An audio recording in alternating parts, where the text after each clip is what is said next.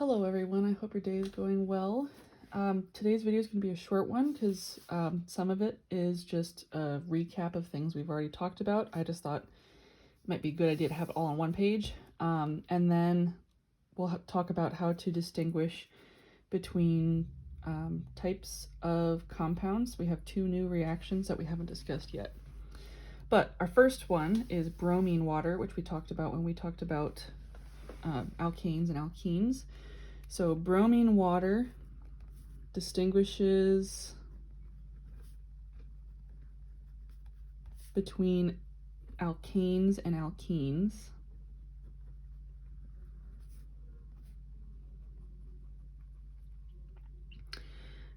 It starts off as yellow or orange, and it goes to something that looks colorless. It only changes in the presence of alkenes.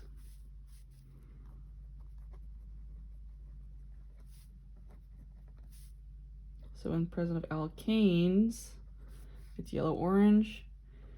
Alkenes is colorless. So the reason why this happens is because the bromine water is able to react with the unsaturated alkene, and it's able to sort of add on to the molecule where that double bond is. So our bromine water reacts with the double bond and adds onto molecule there.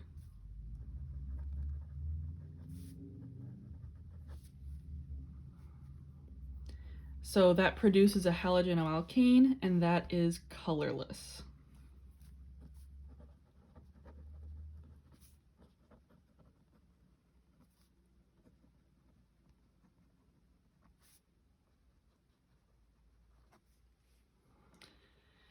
Our second reaction is acidified potassium dichromate.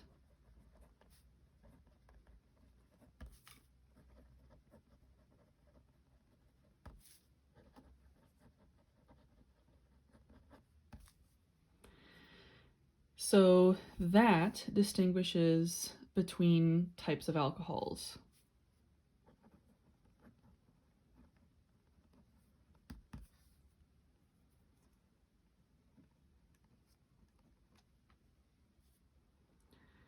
So before the reaction, it starts off as a bright orange color.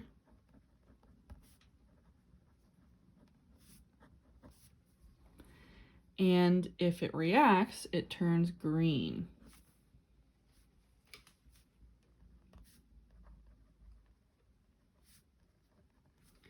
So it stays bright orange in the presence of tertiary alcohols, because remember, those cannot be oxidized, and acidified potassium dichromate is a really good oxidizing agent. And turns green in the presence of primary or secondary alcohols. And the reason for that is because they can be oxidized. They have a hydrogen on the carbon attached to the hydroxyl group that can be removed, and you can create a double bond with the oxygen there. The reason why this happens, like I just said, is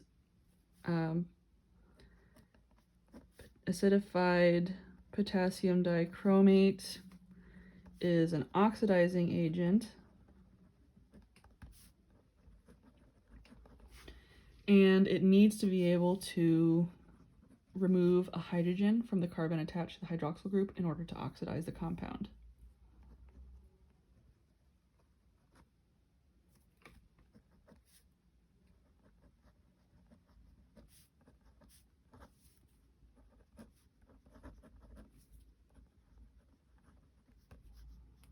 Sorry, that should say in order.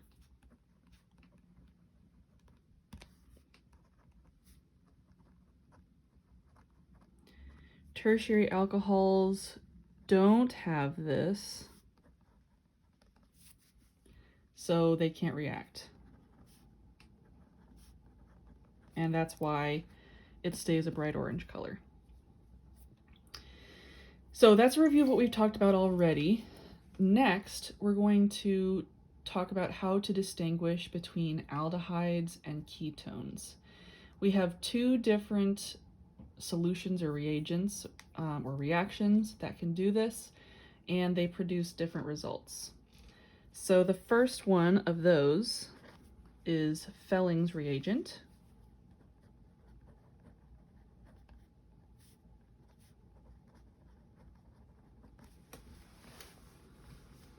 That distinguishes between aldehydes and ketones.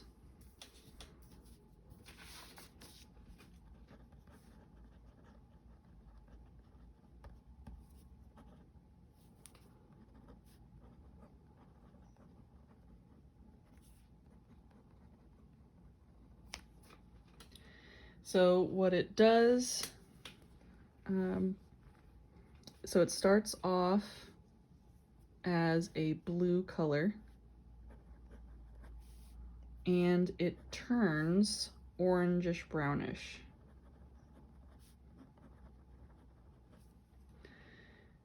So it turns orange brown in the presence of aldehydes. So that means in the presence of ketones, it will stay blue.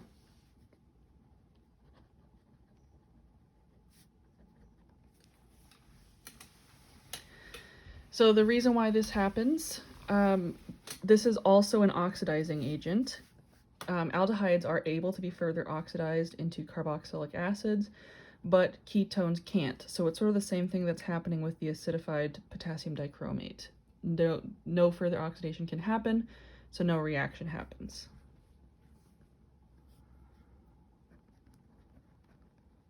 So I'll write that now.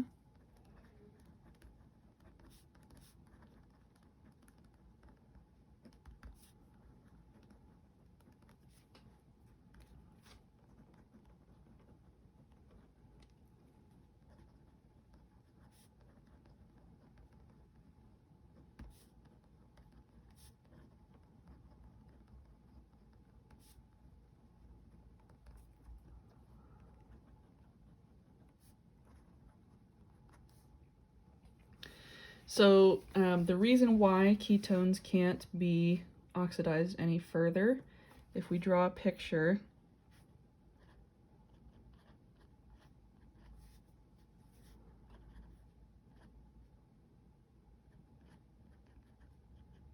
here.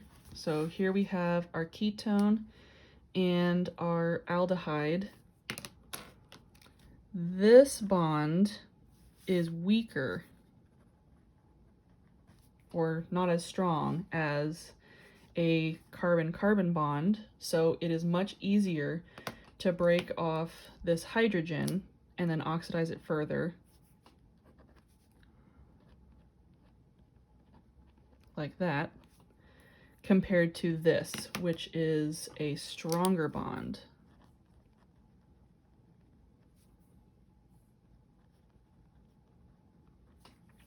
So that's why that happens there. Then our last test is called Tollin's reagent.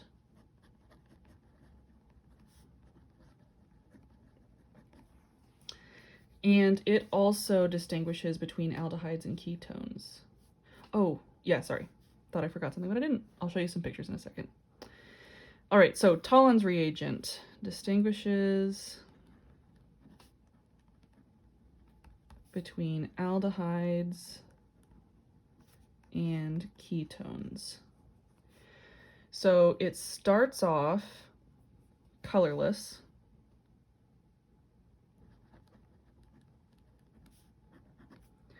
and then it makes it look like the test tube has been turned into a mirror.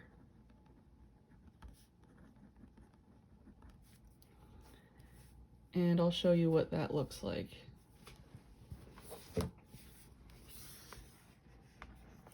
So it starts off completely colorless, then it gives you this kind of a dark mirror effect.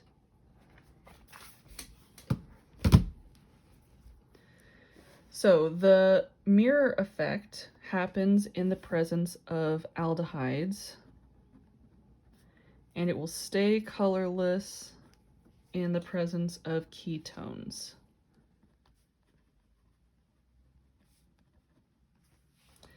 Once again, Tollens reagent is an oxidizing agent, so we have the same reason as above here.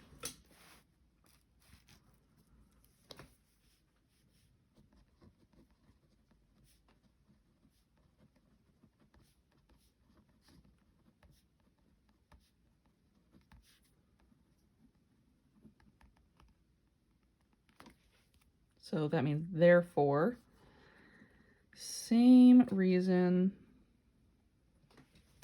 as number 3. So if you want, you can rewrite that. If not, you don't have to. So let's summarize that on this here. So we've talked about bromine water and acidified potassium dichromate already. Let's just add in for these two things, and a lot of the things will be very similar. So differentiates between aldehydes and ketones. Starts off blue and turns an orange-brown color, which will look something like this. So it starts off blue, turns an orangey-brown color. It only turns that color in the presence of aldehydes. Does not change color in the presence of ketones. And that's because it's an oxidizing agent.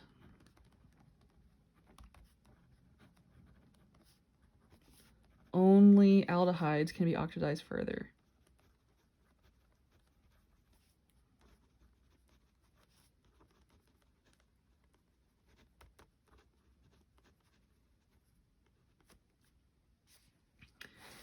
Then for Tollens reagent, once again, also differentiates between aldehydes and ketones. This time starts off colorless and ends up with a mirror effect.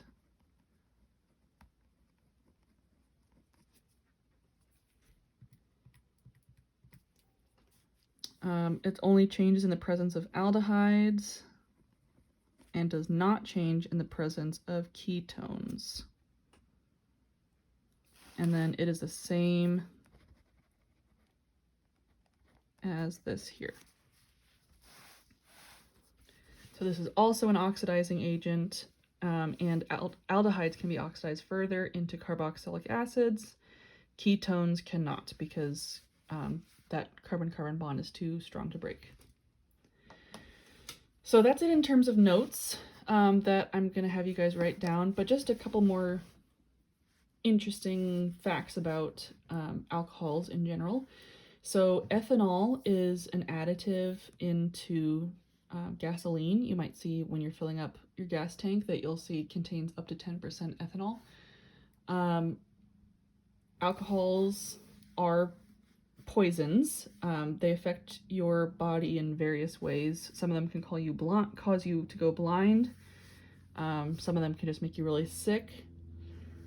But they do act as poisons in the human body. If you react an alcohol with a carboxylic acid, you can form an ester, which is what we talked about earlier. And something I forgot to really highlight when we were talking about this is the role of the name in esterification. So our example, we had propanol plus ethanoic acid forming propyl ethanoate. The prefix from the alcohol is the first part of the name. The first part of the carboxylic acid is the second part of the name. So I just want to make sure we talk about that. But if you have an alcohol plus a carboxylic acid and in this case sulfuric acid catalyst, those react, you remove water, and you form an ester. Esters are used a lot of times as perfumes. So if a scientist wanted to make a synthetic perfume rather than finding it from some sort of fruit, they could do that through an esterification reaction. It's also used as food flavorings, biofuels, and painkillers.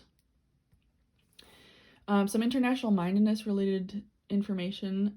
Alcohol misuse is a really big problem that's getting bigger and bigger across several countries and has an impact on their economy and their social structures. So just something to think about in terms of international mindedness. So that's the last bit of information related to alcohol reactions.